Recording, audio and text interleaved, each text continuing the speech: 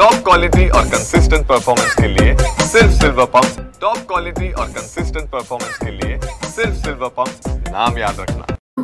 तुमच्या विरोधामध्ये तक्रार दाखल झालेली आहे। विधानसभेच्या अध्यक्ष कार्यालयाकडून आपल्याला काही नोटीस आल्याची माहिती मिळते। आता वस्तुस्थिती काय आणि कायदा काय सांगतो?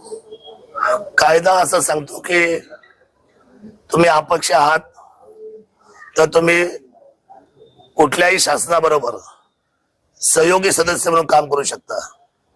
तर मी भारतीय जनता पार्टी, शिवसेना, एकनाथजी शिंदे साहेब आणि अजितदादा पवार यांच्या सगळ्यांच्या व्यासपीठावर त्यांच्या कुठल्याही कार्यक्रमाला मी जाऊ शकतो। मी त्यांचा सहयोगी सदस्य आहे। सरकारला मी पाठिंबा दिलेला आहे, पण मी अपक्ष होतो, आहे आणि राहणार। नोटीस आलेली आपल्याला? नोटीस आलंय, खिशात ठेवलंय, 5 वर्ष काहीच होणार नाही।